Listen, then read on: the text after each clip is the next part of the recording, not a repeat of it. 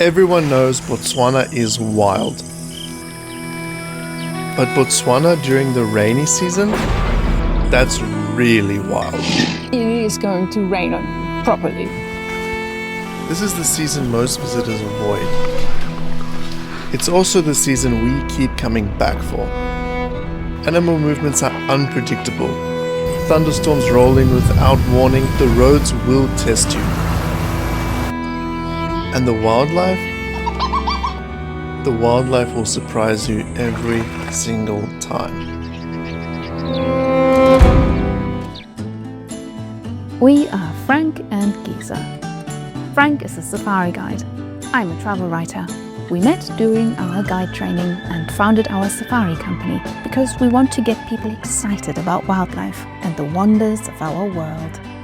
What we've learned after years of being in wild places is that something changes in you out here, something you can't quite put your finger on. This channel is our attempt to put our finger on it, to find the language for what happens to a person when they spend real time in the wild.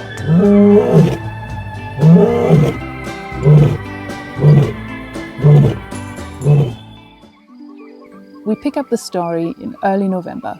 The first rains have just arrived in the Okavango, and the ecosystem is already responding. There's a crispness in the air that carries the early morning birdsong even further. Newborn babies take their first clumsy steps across the floodplains, watched with curious eyes by a family of jackal.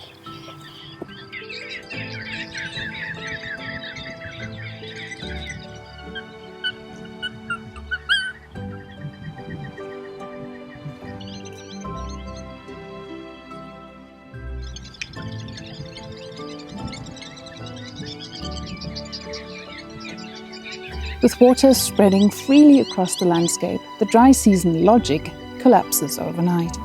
Animals that were concentrated and predictable are now moving widely, and it truly feels like the whole place is running at full speed. The Moremi Game Reserve receives us the way it always does in the wet season, almost offensively beautiful.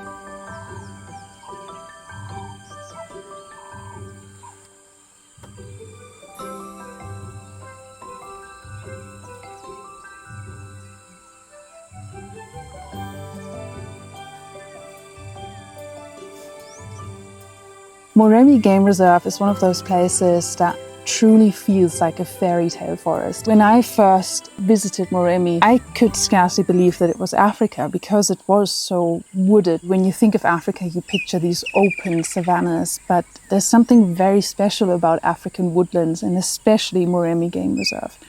And at that time of year, one thing that will always strike a chord, especially with safari guides or safari lovers, is the return of the woodland kingfisher. It is a migratory bird that arrives at the first rains, and it's a beautiful sound. It's the sound of summer. When you hear that, you know it is the start of the green season. You know, some things are just so much more special because they don't happen year-round. So we hear this sound, we know summer's here, finally the rains are coming, and it also coincides with when we start expecting the impalas to start giving birth as well.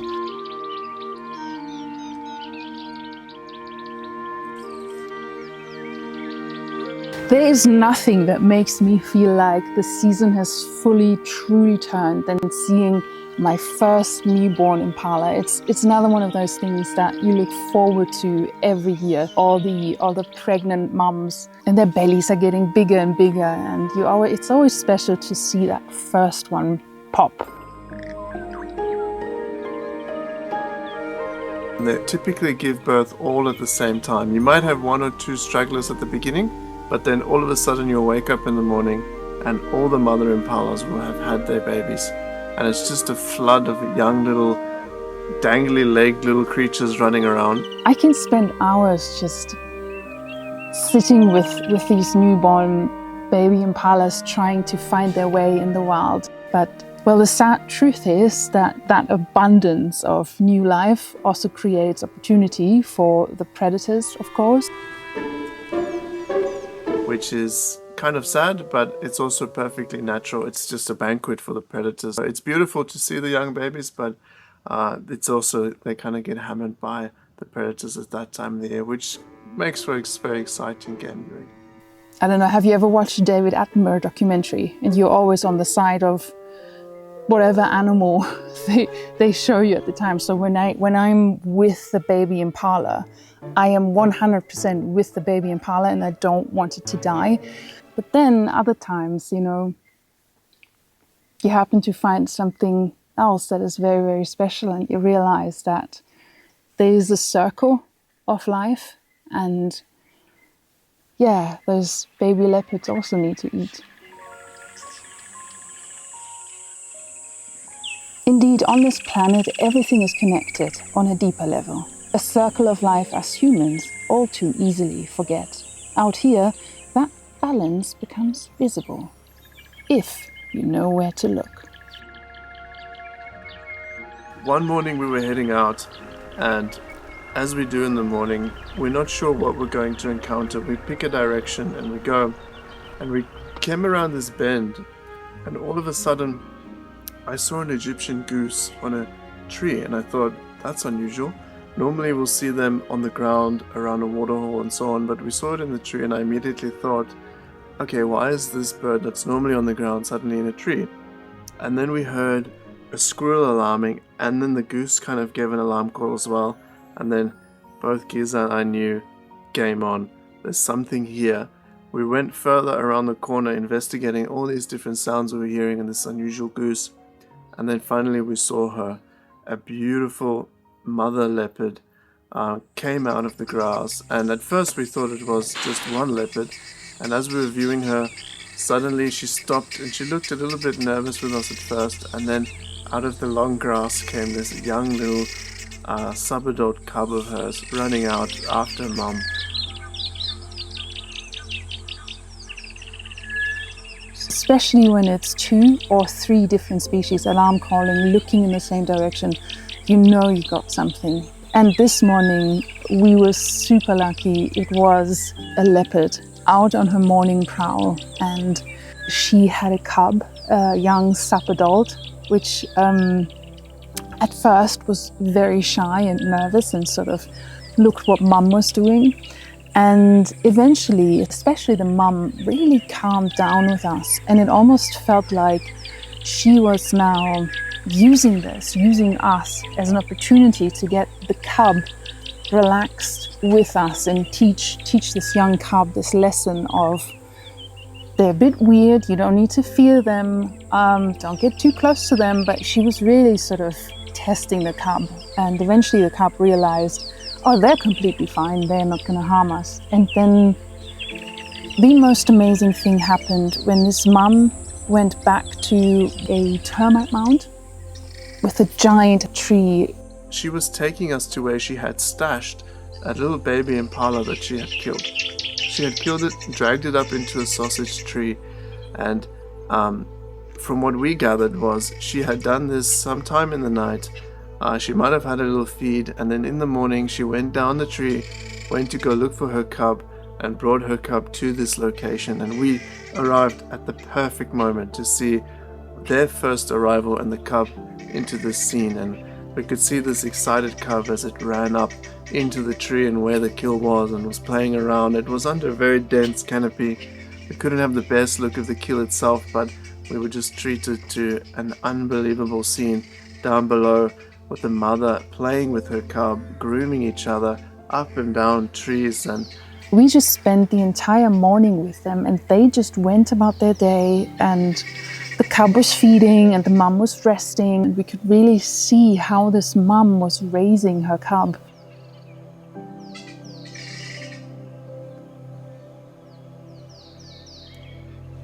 just playful leopards. It's a very special thing to see this play fighting, the mother teaching the young one how to stalk and chasing each other, and it was really, really special.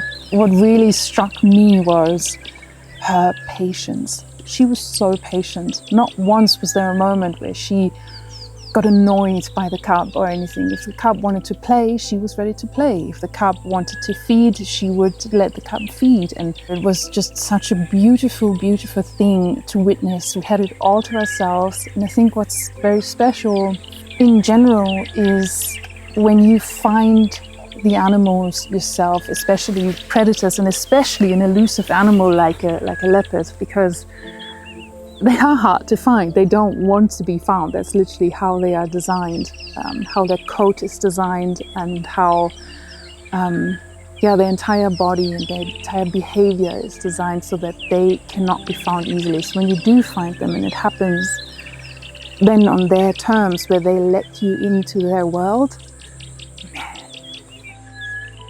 the impala lamb gave its life so that this little leopard cub may thrive. And considering that there's hundreds of thousands of impala versus fewer than 5,000 leopards in Botswana, we certainly felt a sense of gratitude. That's the thing about being on safari. Every animal is different. Every location, every reserve, every pride or herd has its own story. You never know what or who you're going to encounter. So on our way back to camp one day, we drove straight through the middle of a big herd of buffalo in this area of the Okavango Delta where we don't often actually see many buffalo. So I was quite happy to see that. And then we headed out the next morning, and our goal was to go and find where the hyenas have been denning. And we found them. We found just that.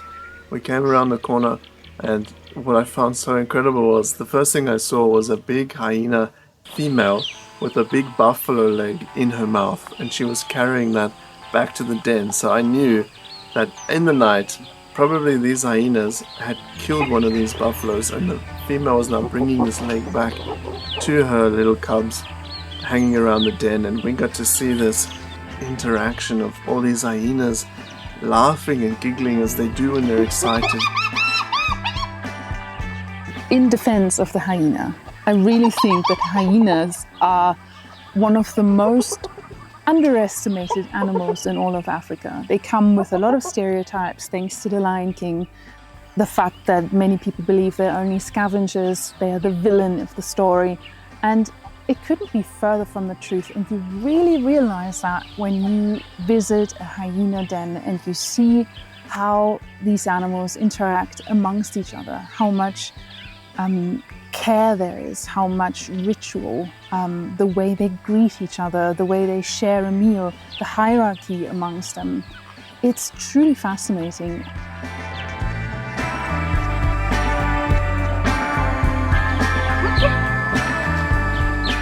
And you know, spotted hyena pups are also damn cute. They really look like teddy bears.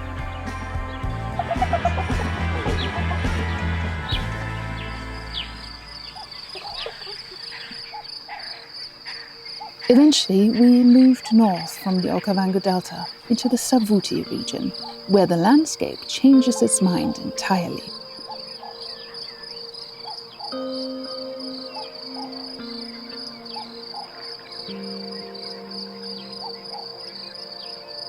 The lush green channels of the Okavango Delta give way to floodplains and open woodland. It's drier here, more elemental somehow, and older in a way you can almost feel. Look at the ridges that run across this landscape, long, low, and pale as bone, and you are looking at ancient shorelines. Savuti was once the floor of a vast prehistoric lake, Lake Mababe, which covered much of northern Botswana tens of thousands of years ago. When the water eventually retreated, it left these ridges behind, fossilized beach lines, their sand bleached almost white by centuries of sun. The flatness of the land, the openness of the sky, these are the qualities of a lake bed. The water is gone, but the shape of it remains. This is a landscape that operates on timescales that make human planning look optimistic. And it is home to lions who carry a very particular history.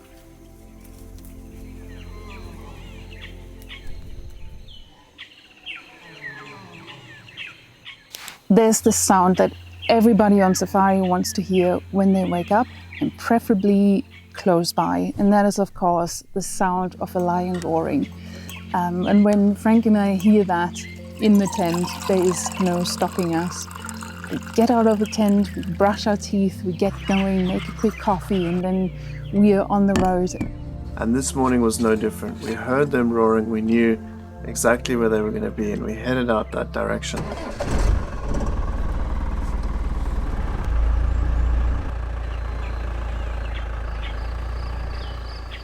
What you want to do is, game reserve opening times permitted, you want to get out before the sun has risen, so that by the time the sun does rise and you are in that golden, beautiful light, you're already with the wildlife, in this case, the lions. And we managed to pull that off that morning, and it was just a stunning sight of this vast, open landscape, golden grass. Perfect sunrise behind these lions. Mother playing with her cubs, cubs going crazy, playing with each other. And this is just what Savuti is all about. It is just the lion's kingdom.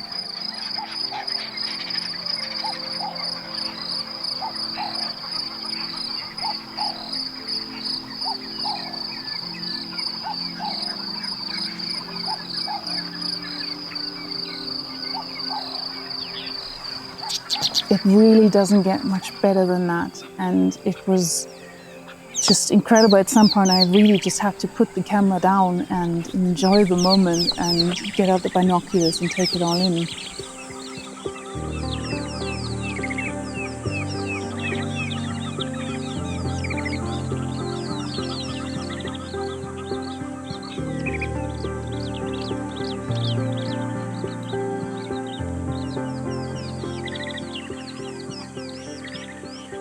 I've been coming here since I was a young little kid, and I can remember Savuti's always for me been about the lions, and it's actually been made famous from the lions over the years. I remember back when I was a kid as well, seeing this very large pile of lions. I think back then we counted 25, but I think at the peak there might have been 45 in the one pride. And they specialized in killing elephants. And there's entire documentaries made about this, and I've seen it on numerous occasions. Once when I was small, once or twice when I was small, and then again later on, the lions actually feeding on an elephant carcass that they had killed themselves. That's what Savuti is about. It's intense. It's competition for animals, resources. They're all forced together into what is limited amounts of water, essentially, and that just creates a hotspot for elephants. The lions hang around and they actually go for them. They hunt them. It's an unusual behavior for a lion to risk its life going for something that large, but Savuti, they do that. And you can actually see that when you're observing the lions, even today in Savuti. They are not afraid of elephants. You'll actually see them stalking elephants, following them around. In other areas, lions will see an elephant and they'll kind of keep a distance. Not in Savuti. They kick into predator mode. They have that in them from over the years of hunting and specializing in elephants. And what's really great about on this trip, we actually saw exactly that happen. We had a huge thunderstorm brewing in the background, lions just lounging, and we had a couple of different bull elephants walking right into this pride of lions unbeknownst to them, and the lions would stand up and actually follow these elephants, and they weren't afraid at all. They were actually testing them a little bit. Is this elephant wounded? Is he potential prey? They just can't help themselves. It's a prey animal to them.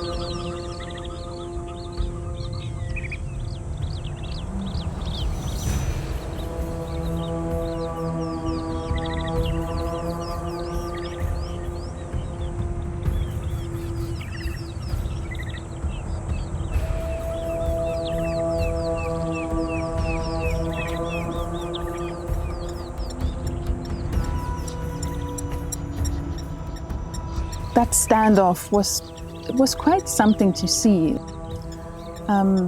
That instinct or that learned behavior that she remembers and that was passed down from generation to generation. This is prey. You can take this down. Not her by herself, but if she had mobilized the rest of the pride that was lounging lazily close by, it could happen. It could happen today. And she just can't help herself. She just has to try these boundaries. She would have gone for him. She would have gone for him, but not by herself. And she was, the rest of the pride, I think they must have recently made a kill. And especially the young males were not to be moved. They were pretty lazy.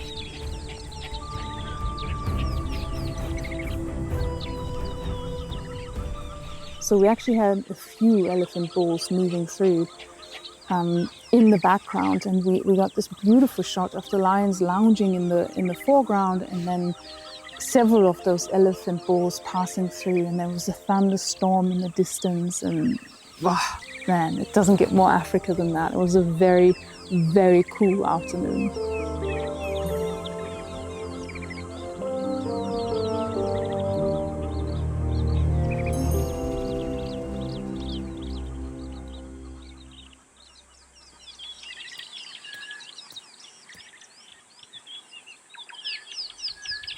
But the greatest joy of a safari is simply being out here. Wildlife filmmaking is, at its core, the practice of turning up in whatever conditions the bush decides to offer.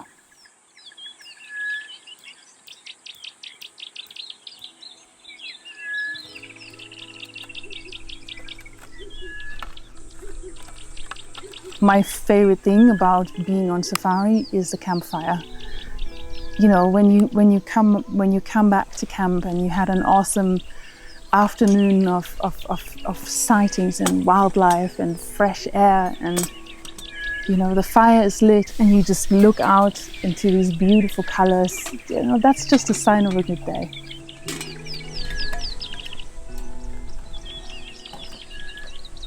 So you are very exposed to whatever comes your way, be that an elephant that decides to walk straight through your campsite, or be that the rains. And in the rainy season, there is one thing you can definitely count on, and that is that at some point you're gonna get soaked. At some point it's gonna come pouring down on you.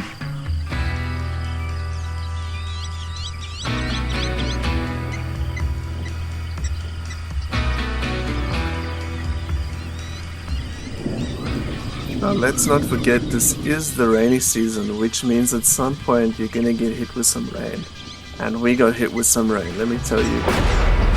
I really like this time of the year. I have always been terrified of thunderstorms. It's not like a little drizzle of rain. It's gonna come pouring down on you.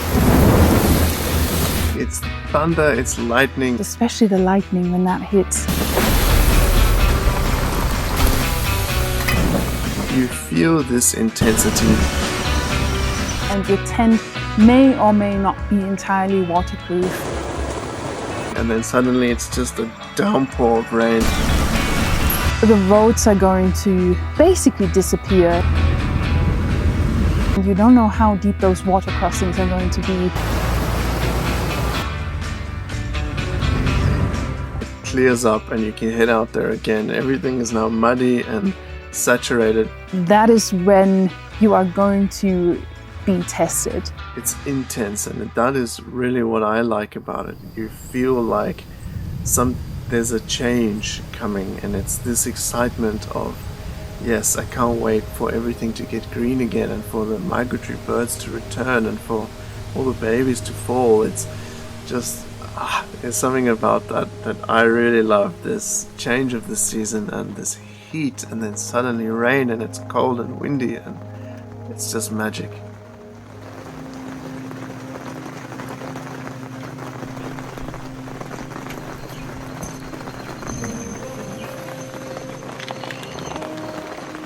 And so there is a part to this life that is testing me. And it's that part that you also need to learn to love, and I really try to get better at this every year that we're going in for the wet season. I still struggle, it's still quite hard, but you know, you can't have the beautiful green scenery without the rain. You can't just enjoy one part of this life. You have to at least appreciate all of it.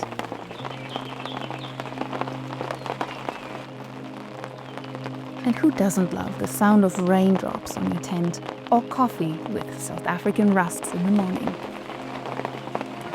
The animals also behave differently when it rains, which can make for very unusual game viewing.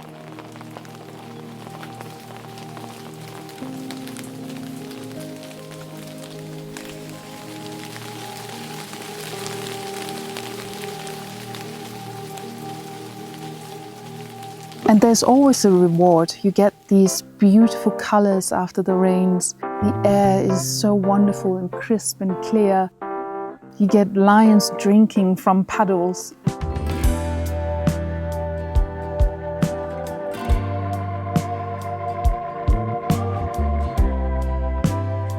And the best part about being out here is, of course, that we become part of that story too. We are not separate from nature.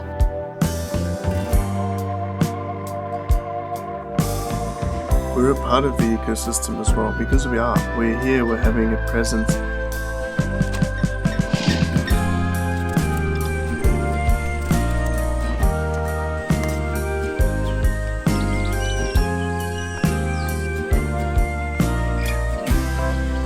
And one of the best ways to feel part of the pack has to be a wild dog hunt.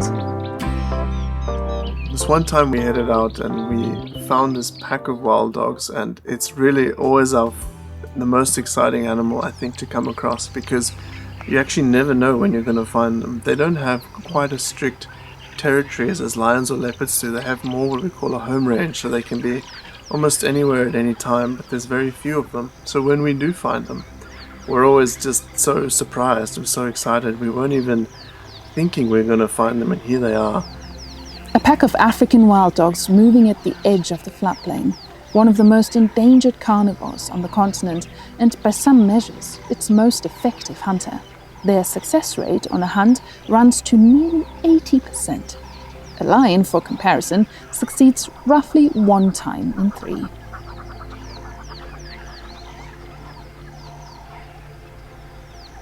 It's always great to find them, and here they were drinking water right in front of us. They must have just come out of the bushes, probably just tried to hunt something, weren't successful, now having a quick drink. And this is one of those times where we really feel like we're a part of the ecosystem, because you can kind of go along with these wild dogs as long as they're used to your vehicles and they're calm, they don't mind you being there. You can actually almost follow them, just behind them respectfully, of course, as they go off hunting.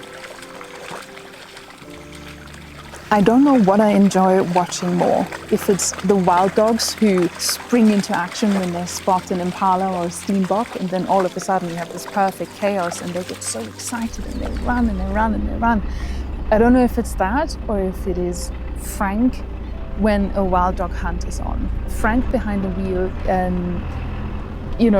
following up these dogs, anticipating where they're going to go next. You can feed off his excitement. He's a very good driver. He's always very respectful towards these animals, anticipating what they're going to do next, keeping his distance, knowing when to move ahead. He almost becomes one of the dogs. You feel like you're one of the pack members. You all going after these impalas together, dogs going in and out of the bush everywhere, and you're kind of just there at a safe distance behind them, but you get that sense of, yes, I'm in the action.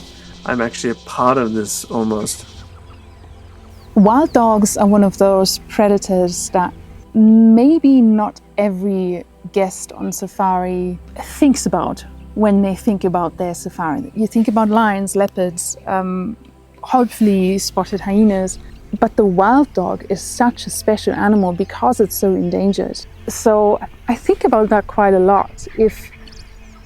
If something becomes more something definitely becomes more special the rarer it is. But I'm kind of opposed to the idea of extinction travel. Go see the black rhino before it's too late. Go to this place before it's underwater. But with the wild dog, it is just such a special animal to see. They're damn cute. They're incredibly intelligent. They're such capable hunters, and they have such an interesting social life. The way they look after one when it's injured, the way they care for their pups, the joy that they feel when they get excited about stuff. So definitely one of my favorite animals to see on safari has to be a wild dog.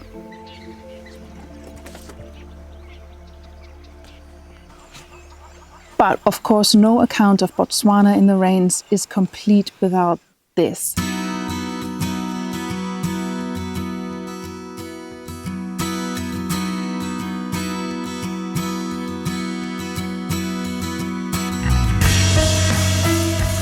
The country holds more than a third of Africa's entire remaining elephant population.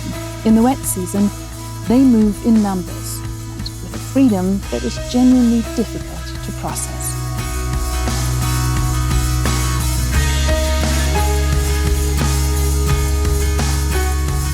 One of the great things about Botswana is getting to spend time with elephants. You're pretty much guaranteed there's hundreds of thousands of elephants here. And in particular, we really like spending time with the old bull elephants as they hang around the edges of the Okavango Delta and eat all this soft vegetation. So we spend time with them, we watch them as they go into the water. They're not afraid of hippos or crocodiles, and they just spend time, get some soft grass, flick the mud and sand off of it, and then eat that, sometimes even going for water lilies. And it's just the tranquility that comes with that. That's the Okavango Delta for me. An old bull elephant in the water eating this vegetation, almost like meditation when you watch that.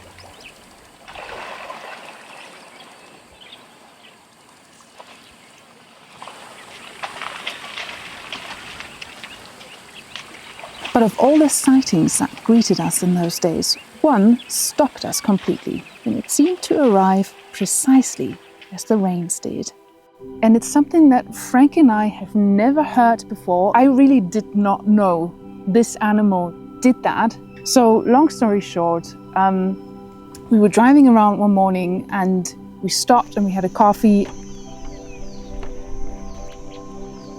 And then we heard this really strange sound, like it was this deep sort of, almost like a bellowing sound, although that doesn't really do it justice.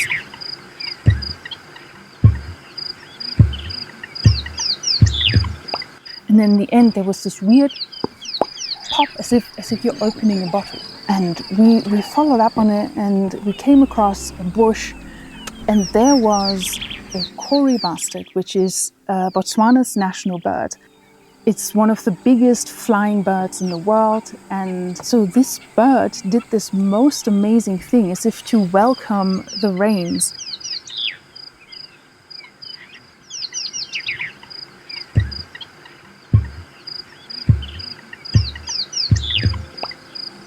We've seen kori bustards before, but I don't know if I've ever seen one in the wet season. But then I remembered one book where I thought I had read about something like that before, and it's Love, Life and Elephants, an African Love Story by the one and only Daphne Sheldrake. Love this book. And I actually did an entire reread of the book, and about halfway through I found it. And it's in this book where she beautifully describes this call. They had been in Tsavo, and it was just at the start of the rains.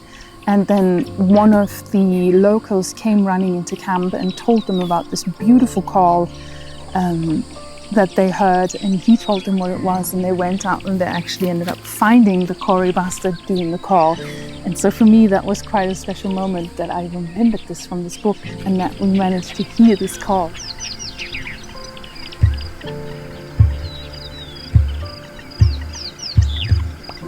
I think that is why safaris are so addictive, and I think that's why Frank and I can never get enough of it, because you're always going to find something new out there. If you go out with an open mind and with your camera ready and it's hopefully charged and your binoculars, you're going to find something that is absolutely going to blow your mind.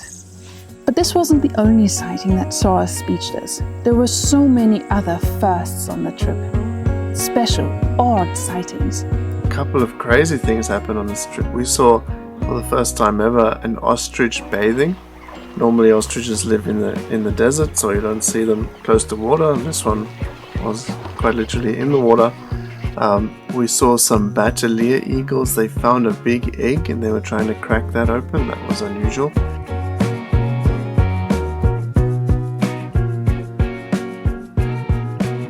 For the bird nerds out there, we saw a red-crested korhaan with its crest actually out. Now, I've been coming here since I was 5 years old, more than almost 30 years now, and first time I've literally ever seen the crest out on what is a common bird.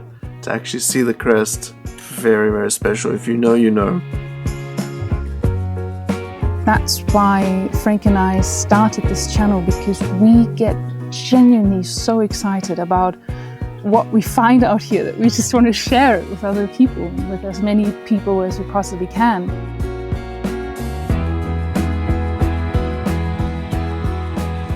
I think there's also something to be said about why safaris have become so popular in recent years. I think it's because something very important was lost in our modern world, in our modern society, and it's sitting around a campfire. It's not being on your phone, not being able to be on your phone because you don't have Wi-Fi, and you just sit with yourself and you remember that you're part of nature. And that's what a safari does. You remember that you are a part of all of this. You see that balance of nature at play, and you see what your role is in it all, and you're humbled by these incredible encounters that you're going to have.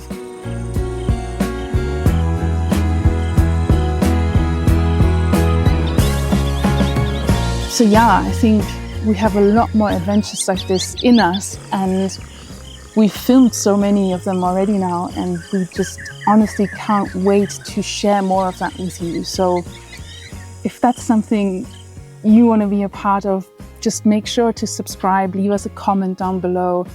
And yeah, we see you here for the next films. We got some great, fantastic stuff planned. In fact, I'm in one of those locations right now.